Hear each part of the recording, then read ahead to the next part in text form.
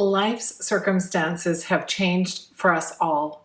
Almost every conversation brings you back to what's going on in the world today. Change, loss, and grief are difficult for a child to deal with. They're hard topics even for adults. These are often new emotions and experiences, and ones that can feel really scary and overwhelming for children. A child's first experiences with challenging situations can leave a lasting imprint on their life and their hearts.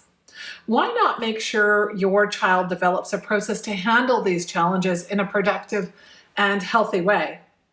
But before we dive into this conversation, I'd like to clarify that change, loss, and grief don't only apply to the death of a loved one. For kids, these feelings and experiences often come first with the loss of what they know as normal, whether it be moving houses, changing schools, parents separating, or sitting in isolation because of a pandemic. In this video, I'll be sharing tips to help you guide your child through change, loss, and grief, and how you can help them develop a healthy mind habits that guide them as they process the challenges they face. Number 1, talk about it. Open up the conversation with your child. If your child wants to talk about their feelings or thoughts, listen to them, answer questions as honestly as you can without freaking them out, of course, and make sure they feel supported. Openly talking about grief allows them to process what they're feeling. Feeling supported and listened to are vital in these times. It's common for kids and adults to isolate themselves when they're struggling. I have probably been there. But in this time, open your arms and your heart. You could share your own feelings and experiences with grief and transition that you've had in the past. Guide them to understanding that they are not alone in this. Make sure they know that their sadness, and this sadness, is a natural feeling and a normal process. Though it may be tough, life is designed to challenge them to grow. So don't help them duck it. You must allow them to process these new feelings and new situations, because pushing it away doesn't actually make it go away. By moving forward and ignoring these feelings, you're setting them up for unhealthy emotional habits in the future.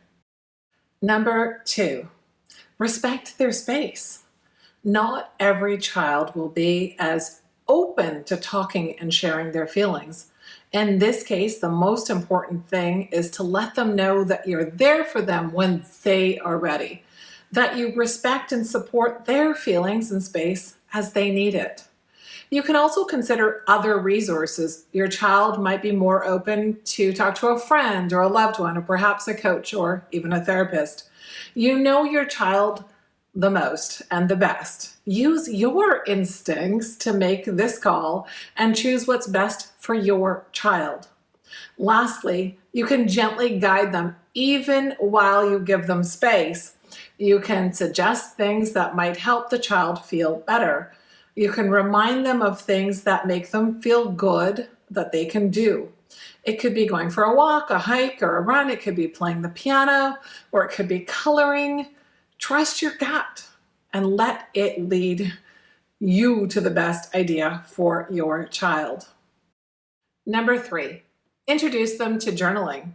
There's something about putting pen to paper that's very healing. Allow your child to have the freedom and privacy to write anything and everything that he or she is feeling. Promise, and please keep that promise, not to read what's being written. When people write what they want and feel down on paper, it helps the brain process that experience in a healthy way, allowing it to be a past experience that can be referenced for growth, not something that gets in the way of your child's future experiences. Journaling works as an additional support system for a child. No one feels loss and grief in the same way. As your child grows older, they'll come to understand and accept this. But when they're younger, it can trigger feelings of like guilt and shame when they are feeling different than somebody else. Journaling is a highly personal resource that allows children to authentically express their emotions without feeling like they're burdening others. It's also an excellent way to teach children how to hear and trust their inner voice. Number 4, it's okay for them and for you to cry. One of the greatest challenges we face as parents is watching our child feel sad. Many of us instinctively want to do something to make our child stop crying, but you need to hang on just long enough to let your child, go through those tears, to let them flow. Science shows us it's actually a healthy part of processing sadness and grief and stress. I could go on. Tears help you release stress. They help you get rid of those stress hormones. That's why you usually feel a sense of calm after a good cry. Number 5, focus on movement. E/motion. If you look at the word when it's divided in this way, you can see clearly that most of the word is motion. A quick reminder that the best way to deal with hard emotions is to move your body. Teaching your child this habit from a young age creates resilience. A child that knows how to clear his or her mind by moving their body is going to be one of those that is able to bounce back from adversity stronger than before. Exercise enhances mental health by releasing endorphins and serotonin, and it can quickly create a state change. This means it helps reduce tension, it lowers stress, but it increases physical and mental energy. Plus, because of this positive impact, your state or your mood improves. Exercise can also get your child out of isolation. Oftentimes, when you feel bad, you want to shut the world out, but exercise can help you connect with others in a fun and meaningful way. Shooting hoops, playing tag, or some other game reminds your child or your children that they're supported and connected with people that care about them. Number 6, maintain nourishment through mind and body. This is a gentle reminder to pay close attention to what your child is consuming, food and information. Resist the urge to offer treats to make your child feel better. It can actually create a confusing relationship between sadness, an emotion, and consumption.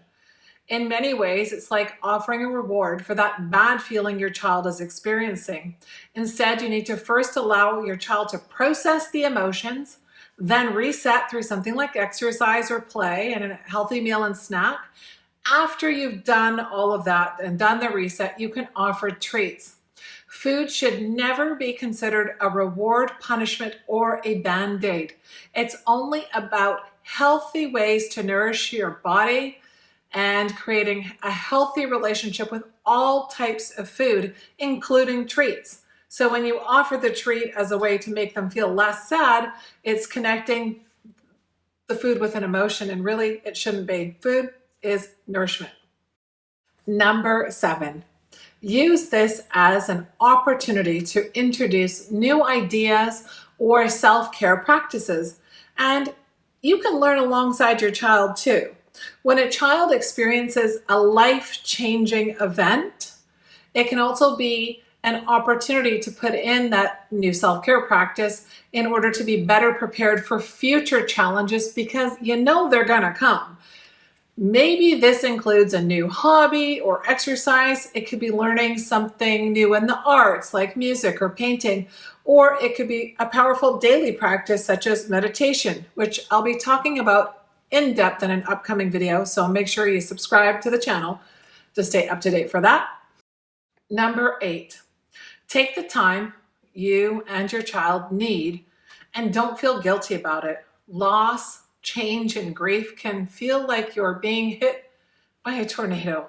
There's no set program or plan for it. You can't predict when it's going to hit you, but you can commit to strengthening your child's mental and emotional resilience.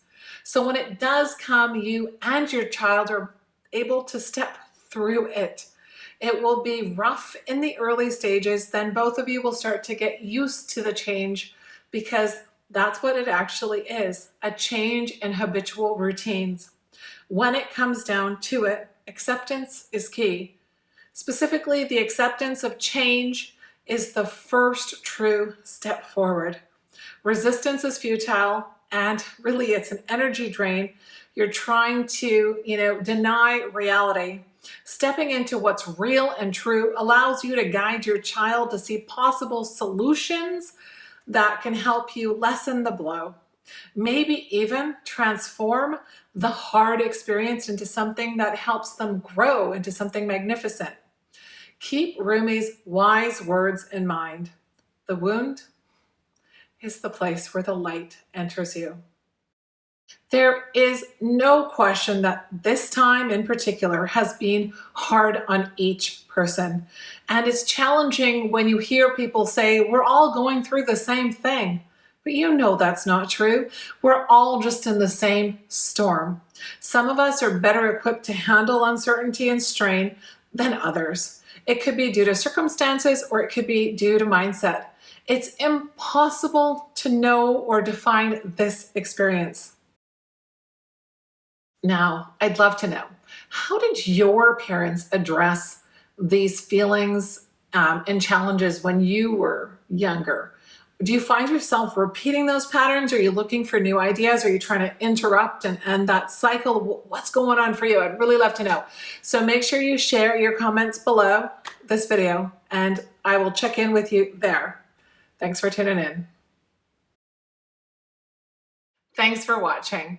You can expect videos every Friday with me, Ranbir Puar, all about parenting, kids, and family, developing growth, connection, communication, and resilience under your roof.